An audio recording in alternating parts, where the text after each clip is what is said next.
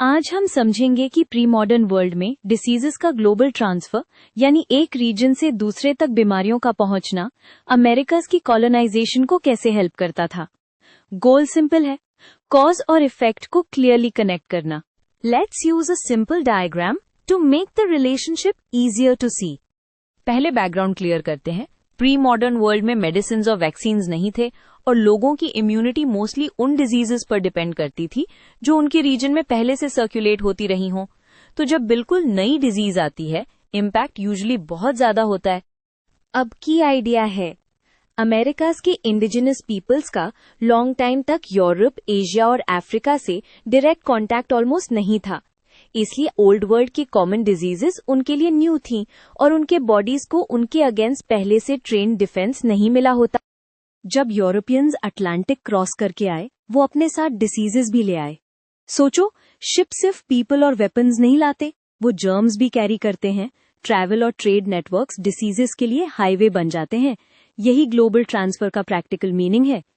अब कॉलोनाइजेशन को कैसे हेल्प मिली? सबसे बड़ा इफेक्ट था massive population decline.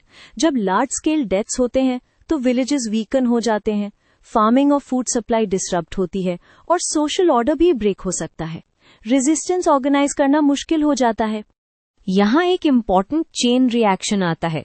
Leaders, warriors और स्किल्ड पीपल भी डिजीज से मर सकते थे तो पॉलिटिकल स्ट्रक्चर्स कोलैप्स होने लगते। यूरोपियंस को कई जगह पर लेस कोऑर्डिनेटेड ऑपोजिशन मिला और अलायंसेज या कंट्रोल एस्टैब्लिश करना कंपैरेटिवली ईजियर हो गया। एक और एंगल, यूरोपियंस इन डिजीजेस के साथ सेंचुरी से लाइव कर रहे थे तो उनमें रिलेटिव इम्यूनिटी ज्यादा थी। मतलब सेम डिजीज उनके लिए भी डेंजरस थी, but average survival indigenous populations के कंपैरिजन में हायर हो सकता था। पावर बैलेंस इससे और टिल्ट हो गया। फाइनली, कॉलोनाइजेशन का इकोनॉमिक पार्ट। पॉपुलेशन डिक्लाइन से लेबर शॉर्टेज हुआ और कॉलोनाइजर्स ने माइंस और प्लांटेशंस के लिए लेबर सर्च किया।